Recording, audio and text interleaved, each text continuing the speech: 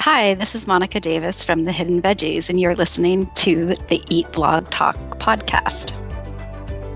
Hey, awesome food bloggers. Before we dig into this episode, I have a really quick favor to ask you. Go to your favorite podcast player, go to Eat Blog Talk, scroll down to the bottom where you see the ratings and review section. Leave Eat Blog Talk a 5-star rating if you love this podcast and leave a great review. This will only benefit this podcast. It adds value. And I so very much appreciate your efforts with this. Thank you so much for doing this. Okay, now on to the episode. Hey, food bloggers. Welcome to Eat Blog Talk, the podcast for food bloggers looking for the value and confidence that will move the needle forward in their businesses. This episode is sponsored by RankIQ. I am your host, Megan Porta, and you are listening to episode number 326. Today, I have Monica Davis with me. She is going to tell us all about her tips and secrets and whys and reasons for growing an email list. Monica Davis is the blogger behind The Hidden Veggies. She is from Pittsburgh, Pennsylvania, and lives with her husband and 2 teenage boys. Monica enjoys inventing new recipes since she went vegan over 22 years ago. Her specialty is creating recipes for normal, everyday vegan comfort foods that everyone will love. If you crave it, Monica can prepare it vegan. She specializes in homemade vegan basics such as vegan cheeses, butter, mayo, and dressings, plus faux meats, eggs, and seafood. And I've had some of your faux meats and all of your amazing vegan stuff, Monica. It's so good. I never thought I would say that about vegan food, but it's so delicious. Thank you. You are definitely a vegan magician. Thank you. Well, thanks for being here. I'm super excited to chat with you today. How are you? I'm doing well. Nice to be here. Thank you. Yeah. So I have to mention this before we get into your fun fact. Your vegan cheese magic happens on Instagram, and I see like this. It's so magic the way you put all of these non-dairy ingredients together and create this thing that looks like cheese. And I have told you this before, but I've actually had like all night long dreams about your vegan cheese, which is so weird, but it's you are like the only that magic. But yeah. So you don't dream about your vegan cheese? I mean, it is very good, but vegan cheese is one of the hardest things to make vegan and taste like the original. So yeah, it's not for everyone, but it is actually the most popular recipe on my blog. And yeah, it's delicious, I think, but I haven't had cheese in 22 years. So. Oh, right.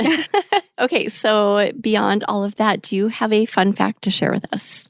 My fun fact is that I hiked almost 900 miles of the Appalachian Trail alone with my dog in the year 2000, the summer of 2000. Wow. And you met your husband that way, right? I did. I met my husband about a week into the trail. We were both staying at the same hostel, and yeah, we started talking about the rest is history. Yeah, cooks, stoves, and stuff like that. And he was vegan at the time, and I had just gone vegan. I was actually doing the macrobiotic diet at the time, a very strict version to get over some health issues. I had been sick a couple years prior to that, and hiking the Appalachian Trail was just kind of like my celebration hike of feeling better. So, yeah. Aww. I love your story, and that's such a cool story. And yeah, like who meets their husband on a long walk?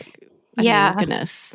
Yeah. Did you say 900-mile hike? Well, it's over 2,000 miles. But your portion was 900. Yeah, I just had the summer. I was a teacher at the time, and I had my summer off. So yeah, I had 9 weeks to hike, and I hiked about 100 miles a week. Oh my gosh. Yeah. So that's amazing. Oh, so fun though. I love hiking. I need to do a fun, big adventure like that sometime. Yeah. Through hikes are really fun too, because, you don't have to turn around and go back where you came from. Oh, right. So right. I love through hikes. Yeah. You just keep going and eventually come out on the other side or somewhere. Yeah. You just have to have a ride somewhere at the other side. Yeah. Right. Okay, well, you are in the Eat Blog Talk Mastermind, and we've talked at length about your amazing email strategies and growth. And I think that one of the first times you talked about your email list, you were a little shocked to find that the rest of us were like nowhere near what your email list was at. You were like, well, is that normal? And we were like, no, that's definitely not normal to have that many subscribers. In a good way, we were just all in awe of how you did this. We were like, please tell. So I love your strategies and just the way you approach email and growing a list, because I feel like it's a little bit unconventional, like kind of the way you approach your vegan food. Like you don't necessarily go to your competition and do what they're doing. You literally just create what you think works, and it kind of applies to your email strategy too. So what made you want to start growing your email list? What prompted you to go down that path? Well, about 3 years ago, I was just randomly listening to this podcast, and it's not even a food blogger podcast, but it's just kind of a general business. And Abby and Donnie Lawson from Abby Organizes was talking about their strategy. Abby I think it used to be called A Girl in Her Blog, and now it's Abby Organizes, but they just had such a brilliant strategy about how to grow their list and how to sell to their list. And at the time I think I was getting close to maybe having 2,000 subscribers, where I knew I was going to have to start paying for the list. And I was like, why am I going to pay all this money for this list that really doesn't pay for itself? I couldn't see the ROI in it.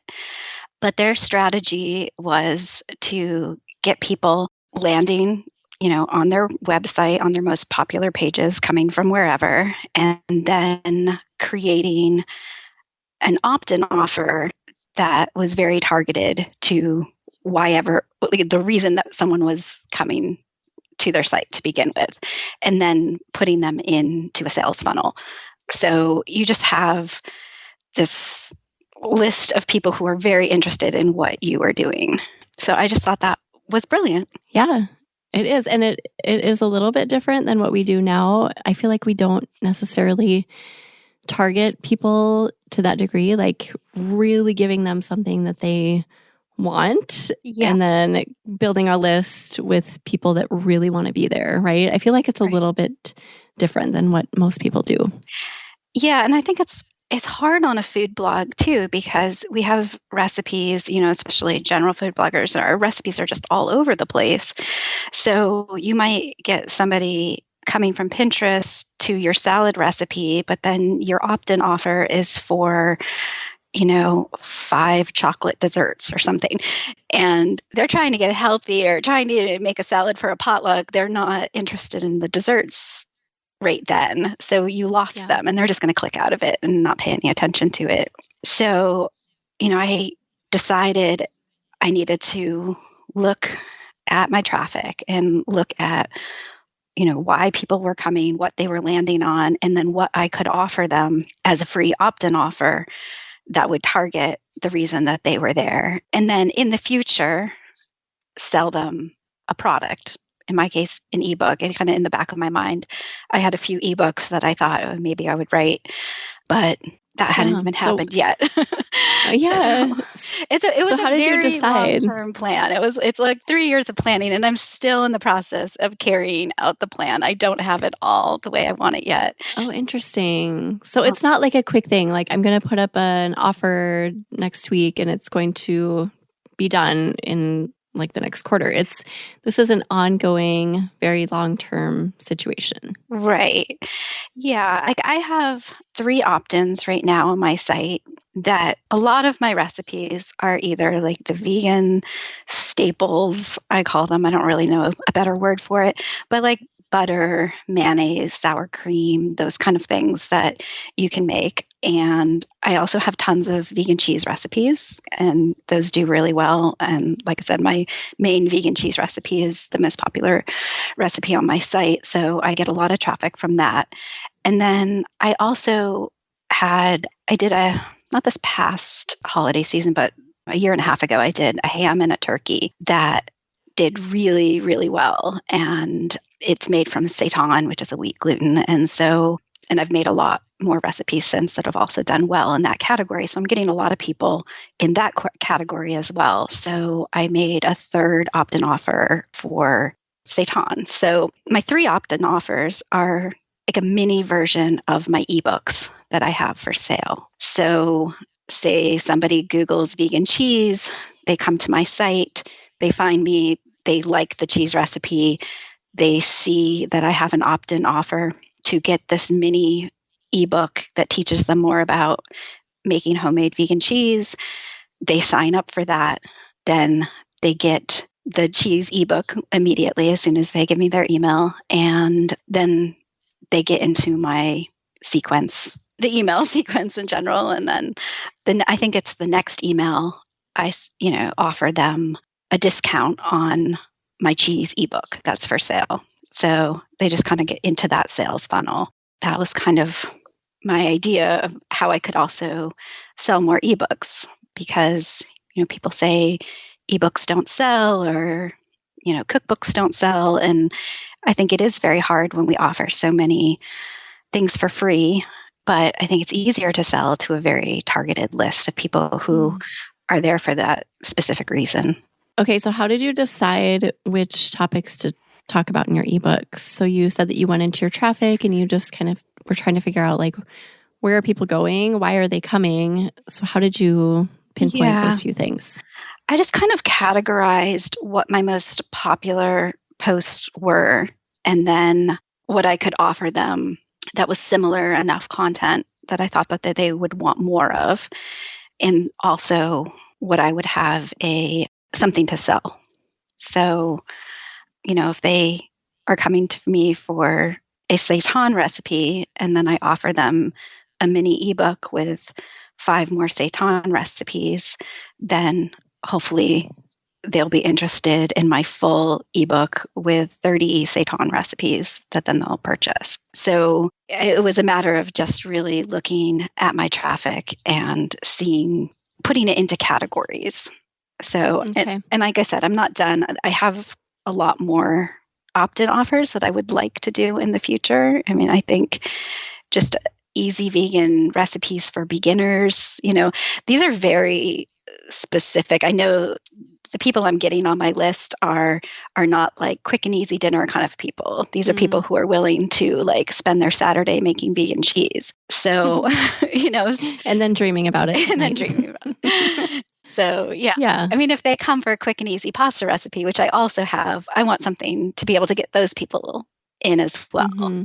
So, what's your ultimate goal for, like, how many opt-ins do you dream of having down the road? Oh, I have no idea. Endless amounts? Yeah, I mean, maybe like 5 or 6, like different opt-ins at least. I mean, I have 3 now, and then I have a couple more in mind. Yeah, maybe at most like 10. I think the people that I was referencing in the beginning from Abby Organizes, I think they have 200 freebies on their site. What? Yeah, it's insane.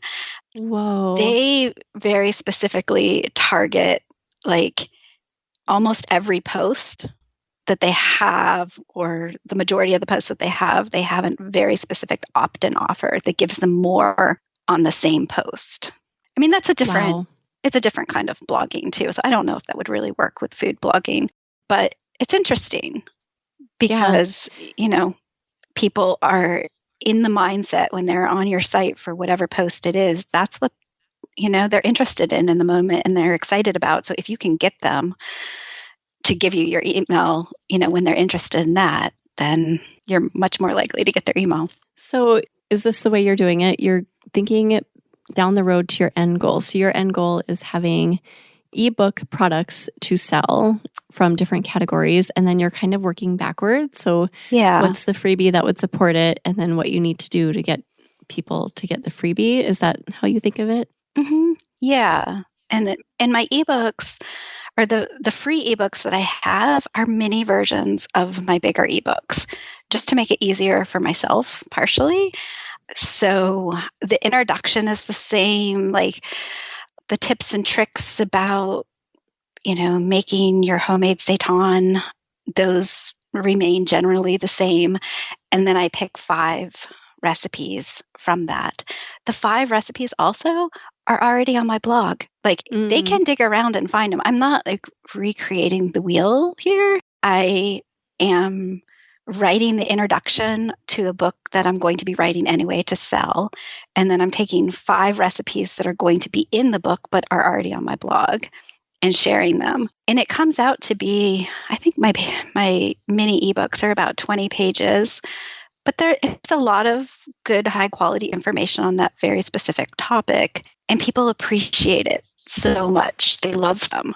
And I get a thank you letter almost every day from somebody who subscribed saying, like, this is so helpful. I'm so glad to have all of this information compiled together. So it's nice to hear that people appreciate it too. I kind of felt weird about, well, it's already on my site. You know, do they really want it? But it's nice to have it compiled, I think, and a little extra explanation on things. And it saves people from having to search. Like, that can take some time searching, and then where, like, how do you put it all together? Do you bookmark everything and then you have to come back to it? So yeah, I can see where that would just simplify everything for people. So your big ebooks, the big versions, is everything inside of their content from your site, or do you have new content as well? I always have new content in those as well. There's a lot of recipes that are the same. It's about half and half, you know, existing, and then some new recipes that I don't share anywhere else, because I feel like, you know, why buy the book if you can get every single thing? But even then, people, you know, just appreciate having the book and having that work done for them, if you know, and having it all in one place. So I know this is a hang up for a lot of food bloggers. We are like recipe creators, and we create recipe posts, and we get to the point in our business where we make the decision we want to make money, and so we need to actually sell beyond what we make for advertising. So that is a huge thing for a lot of food bloggers. I remember going through that as well. Like, they're on my list. How do I sell to them? They're here to see free recipes and get free content. So did you have to get past that? And like, how did you deal with all of that yourself? Yeah, I had to really get over it because I hate emailing people. First of all, I always felt like I was bothering them. Like, oh, I have a new recipe. Should I really email my list? You know, so I had to get over that feeling like I was bothering people by emailing them. And then I think part of what helped me get over it is the fact that, you know, you have to pay for these email services, you know, and I was on ConvertKit for a little while. And then the more subscribers I was getting, you know, the more you had to pay. And it was like over $100 a month that I was paying to have this list. And they had to give me something back. So, you know, I just kind of made this mental shift. Like, if they're on my list, they signed up for it. And, you know, if I sell an ebook to them once or twice a year, then they can always click unsubscribe. You know, it's down at the bottom. If I'm making them mad, they can leave. And also getting okay with people leaving too, with people unsubscribing. You know, I think your first year of blogging, it kind of hurts your feelings. You're like, oh, I got a new subscriber. And then you send out an email and then you lose 5. And you get over it after a while. And you realize quickly that these people clearly weren't meant to be on your list. Like, they weren't there for the right reasons. You don't want those people there. And it took me a while to get past that shift too. Like, if they don't want to be here, I don't want them here. That's fine. We're not a good pair. Right. And also, I'm giving them free stuff. You know, I'm giving them at least 1, if not 2 or 3 new recipes every week. I am giving them a free ebook for opting in. I'm giving, you know, 99% of the time. And occasionally I have a new book out, and I don't even care. You know, if people don't buy it, then, you know, it's not for them as well. And I try not to, you know, let that bother me either. You know, I'm giving them a product that hopefully that they want and need, and is going to solve a problem, right? A really big problem.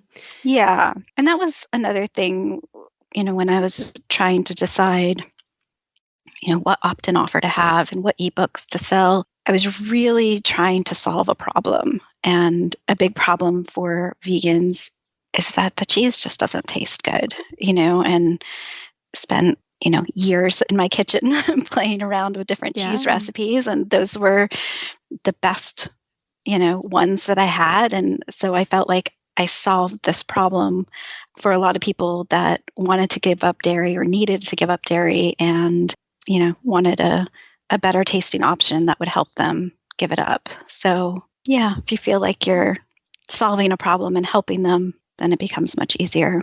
Is that step one, you would say, for anyone listening who's like, yes, I need to grow my list, I don't know how, just digging into your analytics, figuring out what that 1 or 2 or 3 or 5 problems are that you can solve for people? Is that where we start? Yeah, I think so. I think look at your most popular content, look who's coming in and why, and kind of put those into groups. Maybe, healthy recipes or quick and easy recipes or dessert recipes or whatever it is that you're getting the majority of your traffic from. And then at the same time, think into the future, a year or 2 ahead. Could you make an ebook or a course or something to sell to that group of people so your list can work for you once you get the people? And then maybe even do 2 different opt-ins. Maybe you have tons of people who are interested in salads, but tons of people who are interested in desserts. Then, like on my site, I have embedded at the bottom of, like within each of my cheese posts, there's an opt-in for the cheese-free, the free ebook. And within all my seitan recipes or vegan meat-related recipes, I have a different opt-in embedded specifically to my seitan ebook. Mm-hmm. And the same with my vegan staples. So trying to categorize those and then having a highly targeted opt-in offer within that post specifically, not just the pop-up. So, okay. And I do recommend pop-ups, definitely. I have tested so many things over the years, and I keep trying to give up pop-ups because I hate them too. I know. But I know. So what are your tips on pop-ups? Yeah, they do. I know it's kind of sad, but they do. Yeah. You have to have one. I try to have, I think mine is on a 30-second delay. I would delay it kind of as much as you can. I actually wish I could delay it even a little bit more because I feel like people need to get into the content a little bit. Like if they're only on your site for 10 seconds, I don't think they know enough about you to give you their email. So definitely do a delay or an exit intent pop-up so it's not popping up too quick before they even know what your website's about. I use Flowdesk now, and Flowdesk has 3 options on their pop-up. I think it's a new thing. I just started using it about 2 months ago, and my signups have increased since I gave people options. And since I have 3 opt-ins on there now, I don't want people coming to one of my seitan recipes and then getting a pop-up for the opt-in for the cheese recipes. Right.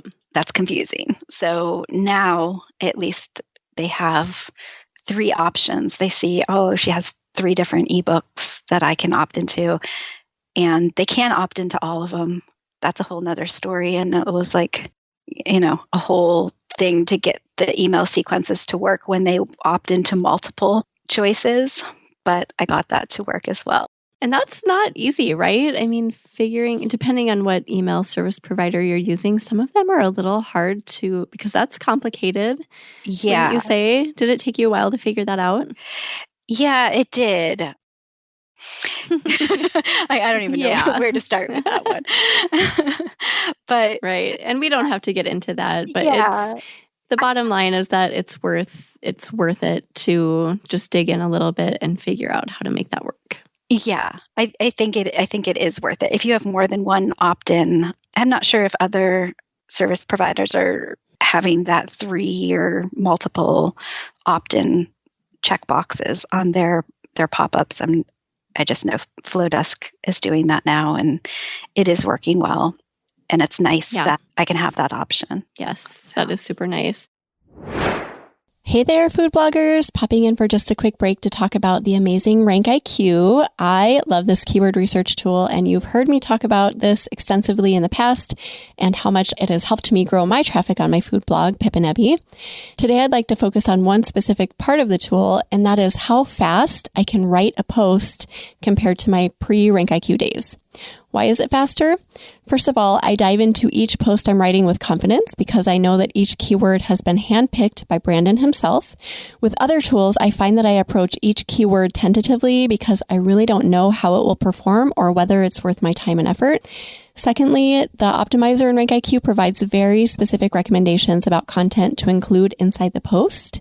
This makes my writing go so much more smoothly as the optimizer acts as a guide leading the way to a comprehensively written post. And last, I don't do as much searching and waffling on the front end of landing on a keyword for all of the above reasons. So I dig into the writing portion really quickly and with laser focus. If this sounds intriguing, go to rankiq.com to sign up and check it out for yourself. You're going to love it. Now let's get back to the episode. I've seen yours. I love it because you can, as the user, you can click one of the three categories that you talked about or one of the three opt-ins, and then you get content based on your selection, but then you also put them into your regularly scheduled sequence, correct? Yes. So for each one, no matter whatever checkbox they check, they automatically get the email that has that mini ebook in it. And then the next day, they all get the same welcome to my blog, a background about who I am and what my blog is about and stuff like that. And then a few days later, I send another welcome email giving them some of my most popular recipes and, content that I don't want them to miss. And then about a week after they get their initial free ebook, they get another email that shows them how to use the things that they made. Since my ebook that has something like cheese, so here's my stuffed shell recipe or my lasagna recipe or whatever that you can use the cheese on or in. That's smart. So yeah, and I get so much direct traffic now as a result of these email sequences. I see people opening them and clicking on, all of those posts that are within my email sequence. So that's so cool. Yeah. Oh, I love your strategy. So aside from just figuring out that one or two or handful of problems, what other tips do you have for people who want to grow their lists? I guess just really taking the time to think about what they might want to sell in the future so that that list is primed for whatever it is, any kind of product or course or whatever it is that they would want to sell in the future. And also that they're going to be interested in the other recipes that you're putting out every week. So, another thing that I didn't expect from growing my list is just how much direct traffic I'm getting.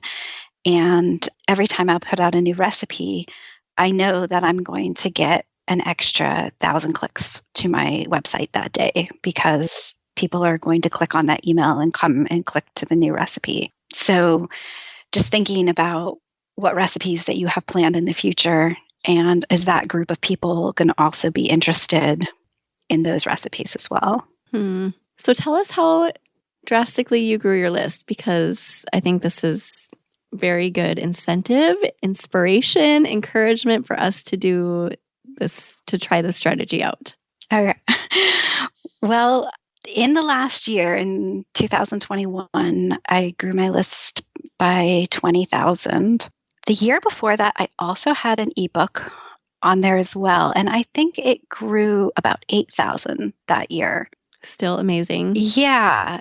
But it's also interesting. I had a lot more traffic in 2020 than I did in 2021.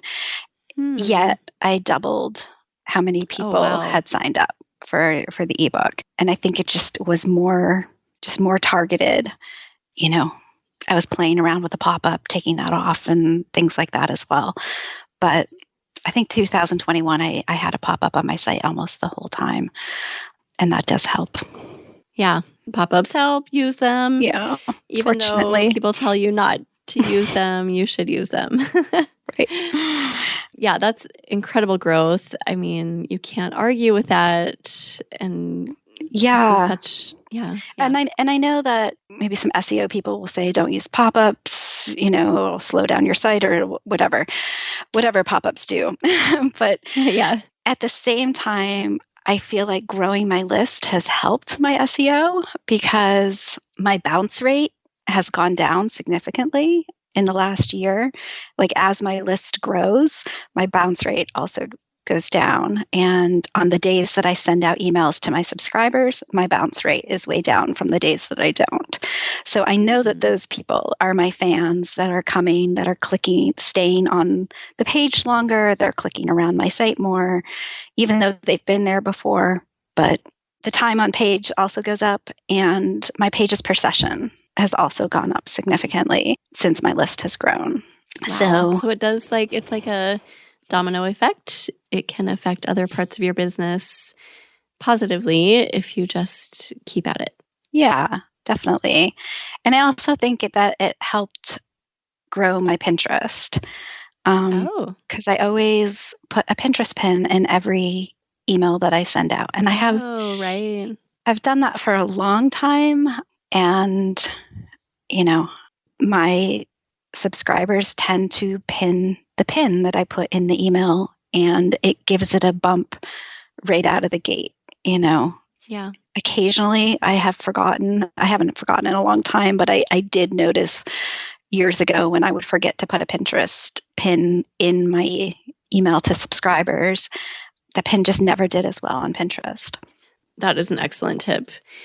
Do you have any other just kind of more general tips for sending out emails, whether it's like subject lines or like your tip about Pinterest, anything else along those lines? Well, I would say keep the emails pretty short. You're like popping into their inbox and they have maybe 10 seconds to see what your email is about before they just delete it or click out of it or don't even click on it. So get right to the point about you have a new recipe or whatever it is that you're emailing them about. And then, I always do the Pinterest pin within there and, tell them pin this to Pinterest for later, because it might, they might think, oh, that looks good, but I'm not interested in making it this week or this month, but it looks great for 4th of July or something. And then I also add some related posts. So say I am doing a post for cream of celery soup and I say, hey, I have a new recipe on the blog today for cream of celery soup. They might hate celery. And if that's the case, then I put, maybe 5 or 6 other soup recipes that would be cream of broccoli or something, similar and related, but different. And I noticed that I get a lot of clicks to those as well. And when I just put one recipe, I don't get quite as many clicks overall. Okay. Do you have a top number of recipes to include in an email? Do you recommend? Because I know a lot of people put like a lot and some people put one. What is your thought? Yeah, I do send out kind of like a roundup almost of my recipes for like each holiday. Like on Mother's Day, I sent out an email a couple days before Mother's Day. Like, these are all the things you might want to make for your mom this weekend. And I usually stick around 10 to 12. I think more than that, it just becomes overwhelming. But that's also another way to, serve your list, because when a holiday is coming up, everybody's kind of scrambling, looking for those recipes anyway. Remind them that you have them on your site. And it's also great because I can kind of control my traffic when RPMs are high. So I try not to send it out too far before a holiday, because if I send it out that holiday weekend, RPMs are usually higher, or if Christmas is coming, happening on a Thursday, I might want to send out some Christmas recipes to them the Saturday or Sunday before, because my RPMs are higher on the weekend. And I just know that I'm going to get more traffic from sending it out to my list on those days. So that is so smart. That's just such a simple little thing, but can make a huge difference. I mean, yeah. Wow. So like my RPMs are always lower on Fridays, so I never send an email out on a Friday. But Saturday mornings work really well, or Sundays, and then there's time for people to open those emails and click on those links over the weekend. And right. I mean, it's just a little thing, but no, that's a great tip. Yeah. How many emails do you send out in your regular sequence? Like your main sequence, I guess. It's only 4. They get the first email with their freebie. And then at the bottom of every email, when they first subscribe, I also tell them to look out for the next email. I think that's also important to train your audience to open your emails and look forward to your emails and know that something else is coming that's also going to benefit them. So they just kind of get in the habit of opening those emails and saying, oh, whenever I get an email from her, it's usually something beneficial to me. So yeah, and then I do a welcome, just kind of general about me, about my blog, who I am. I also, ask people if they have any questions, hit reply on the email. If they have a specific recipe that they want help with, or if they have a recipe that they would like to make vegan, but it's not vegan, reply and let me know how I can help them do that as well. I get an email almost every day, at least one, sometimes 2 or 3, from people, that are a lot of times thanking me.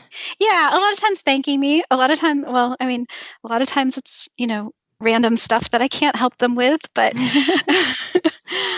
yeah. So, another tip would be to answer all of the emails the best that you can, and then just engage with those people.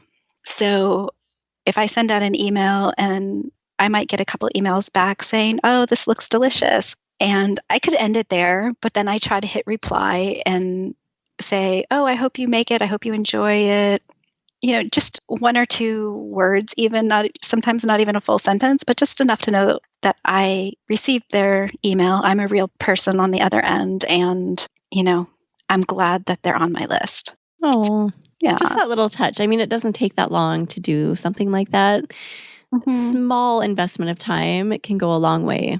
Yeah, because, I love my list. They have helped out my business so much. And so, they're like my little family. And if they email me, I email them back, the best I can. Yeah. Sometimes it doesn't happen, but most of the time I do. Right. I love that you do that. What are we forgetting? Is there anything else people need to know if they really want to focus on growing their list this year? I think we covered most of it. The only other little tip I would say is to send out resends to unopened emails. Yeah.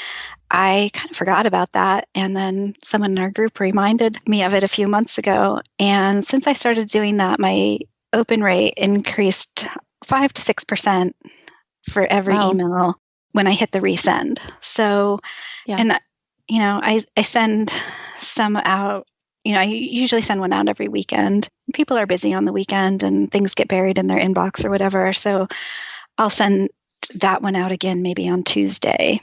And then kind of the same thing. I usually have another email that I send out midweek, and I might resend that one Friday night or Saturday morning or something, just to try to give it a couple days for them to open it and, get them at a different time of day or whatever.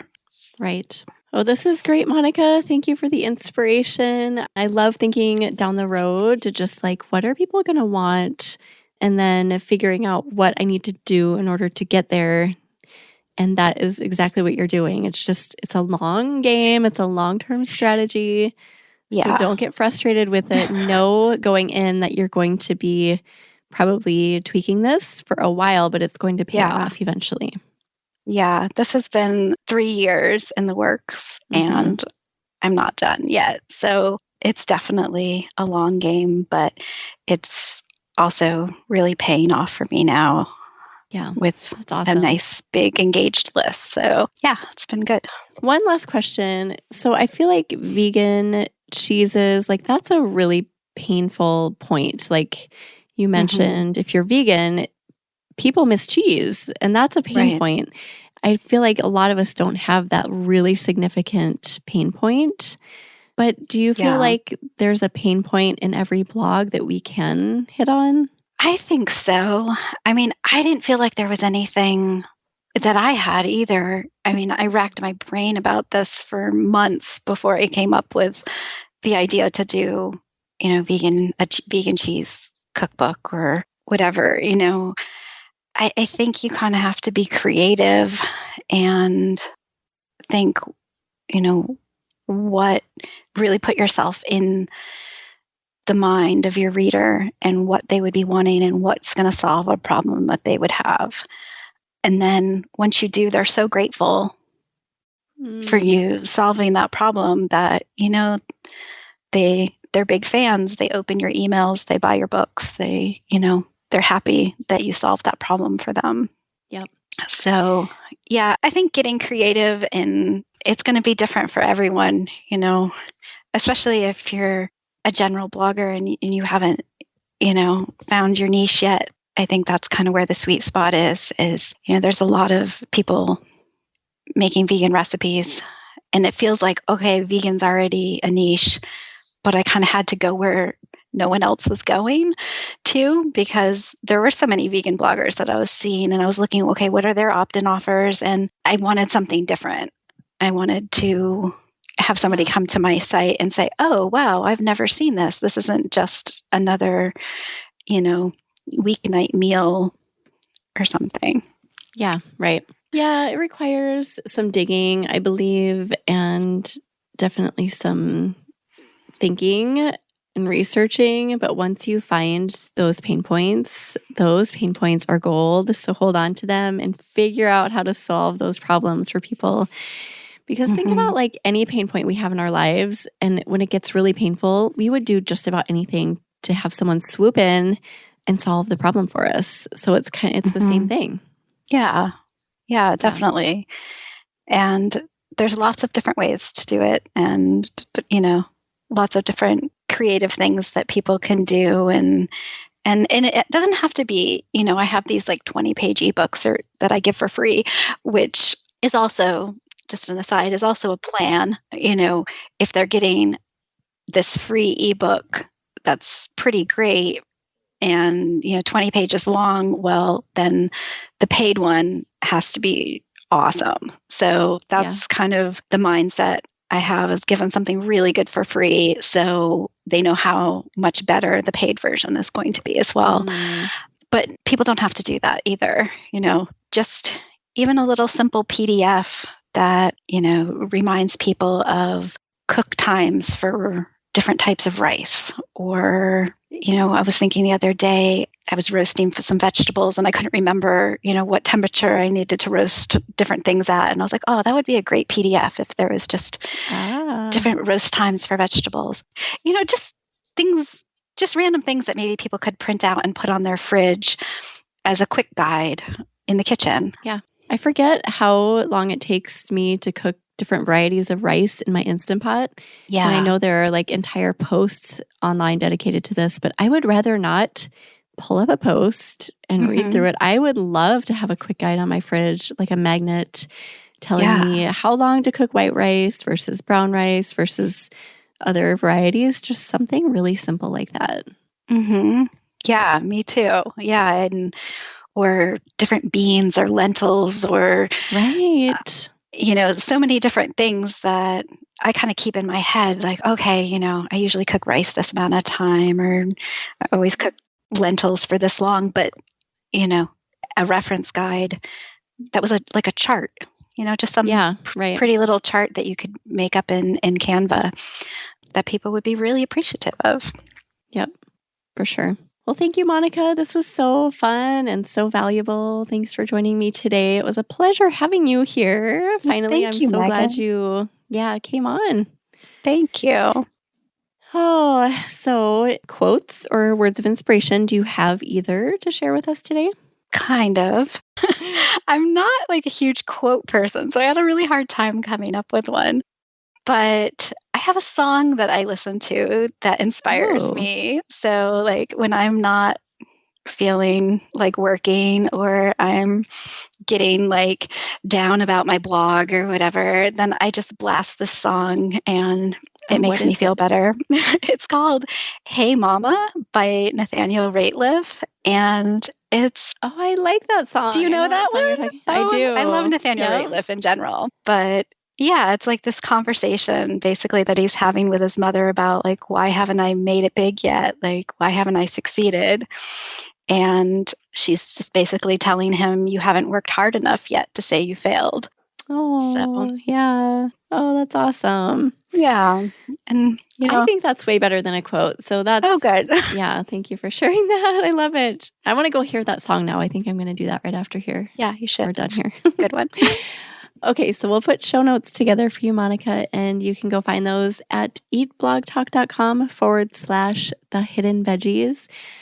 I'm going to have you tell everyone where they can find you online because they need to go look at your miraculous cheese and all of the other miraculous vegan foods that you make because they do not taste vegan at all. So tell everyone where to find you.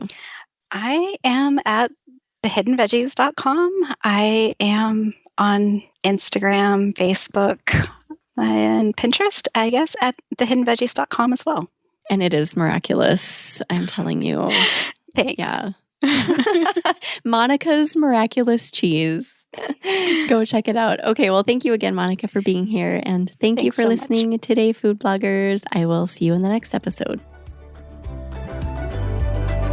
We're glad you could join us on this episode of Eat Blog Talk.